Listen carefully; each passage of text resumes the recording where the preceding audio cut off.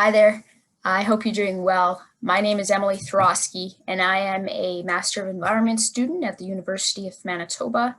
My research focuses on environmental communication and investigating how human perceptions, video, and music can be used to help promote wildlife conservation. My committee is made up of Dr. Rick Badak, Dr. Erin McCants, and Dr. Jill Oakes. And today I'll be discussing using music as a tool for promoting environmental conservation. All right, so let's jump in right now. Communication. Communication is absolutely critical in life for all species in the process of learning and understanding. And it's usually undervalued within a project.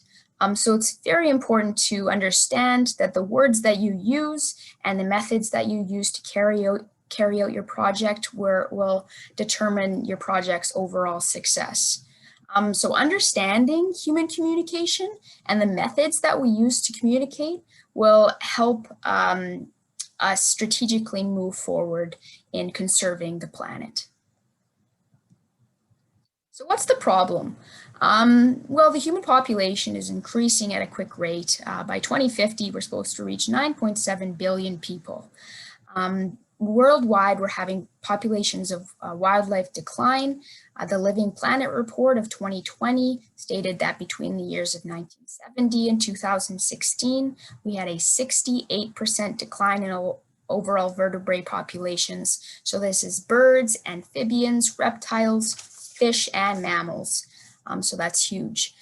We really need to get more people involved in conservation. We need to take an interdisciplinary approach at getting this done, and we need to take advantage of new technologies that are being created and made to help get our message across.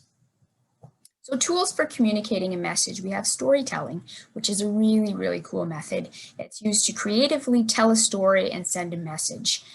There's social media, which you can get your message out to across the world, anywhere in the world. There's video that can tell your story by the use of audio and visual, and then there's music, which you can tell your story by audio. And that's the one I'll be discussing right now.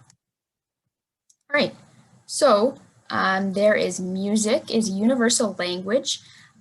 So all over the world, you have different cultures relating to music, using music, gathering and playing music, and they use this to communicate, to have fun, to express their culture and their feelings. And then music also has the ability to reach billions of people. The other thing is music can be used as a tool to educate an audience. Whether you're dealing with Sesame Street, you're dealing with teaching younger kids, or musicians such as Johnny Cash and Joni Mitchell talk about pesticide use, DDT use, and how it was used to destruct the environment. As well as in Tanzania, they had a really cool project where they hired local artists to create a song around the issue that they had elephants going into farmers' crops. So they found out that chili fences work. So they created a song to try to get the farmers to put up chili fences around their crops. And the song was successful, and farmers started putting chili fences around their crops, which is amazing. And the other thing is fundraising. Music can be used for fundraising. Live Aid in 1985, huge concert, which was put together to raise funds for relief of famine in Africa. And they were able to raise $127 million for this issue, which is amazing. And it shows that music can be used for fundraising. And I hope in the future we have a big wildlife conservation one. That would be so cool. So next I'll be talking about my research in a video, so enjoy. Hi there. I thought I'd just talk about my research for a few moments here. So my research really involves conducting interviews. I interview wildlife biologists and students to gain their perceptions on science, on their research, and on wildlife conservation. I try to take their perceptions and then create it into art. and create it into lyrics for a song that I can communicate to a wider audience. So my idea around this was a lot of the general public don't really like reading journal articles.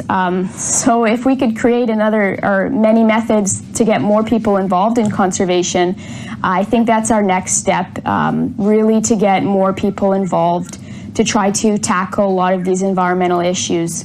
And I think music has a major role to play, and I don't think we've realized how big of a role music could play yet. But I think we will. We're on the way to. And I hope I can help with that. So there's musicians write songs, and some of them use inward reflection. So that's when you're reflecting on your own perspectives or your own stories, your own feelings. So that's one way. And the other way, there's outward messaging. So that's when you can kind of take facts and then put it in your lyrics and then try to communicate that to an audience.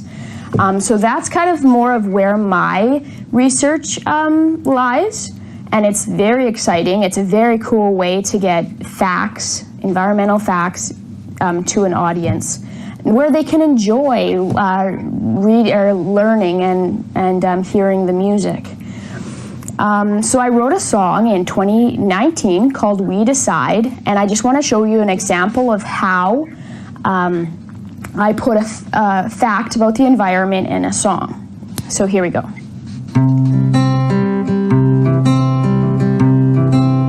7 billion people and counting. We're altering our landscape, causing forests to destruct and wildlife to decline.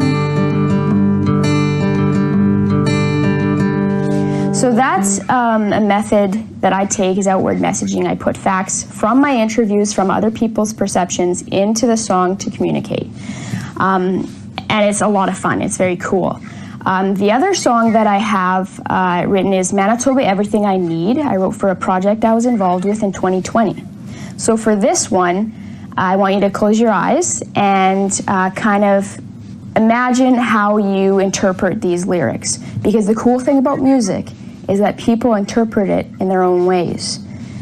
And from whatever background, whatever culture they are, age, whatever they've experienced in their life, that's how they interpret information or music. So close your eyes and yeah, let me, I guess you can't tell me. Well, maybe you could tell me in a comment or something somewhere, but tell me what this lyric makes you feel. Okay, here we go. Maybe one day you will see it in their eyes, the beauty that lies within. So maybe one day you will see it in their eyes, the beauty that lies within. So the cool thing about the song, I've had people come back to me and tell me, I love that lyric, it's so cool, it's so great. It reminds me of students or younger people going out into nature and really seeing the value in nature in their eyes and how much they enjoy it, how much they love it. Maybe someone who hasn't really, taken in nature yet and actually experienced the value of it for the first time in their eyes, you could see how much it means to them. Or maybe someone like me that's been in university for 8 years studying the environment, and then you can see maybe in my eyes when I'm in nature how much it really means to me and how much I want to work to protect it.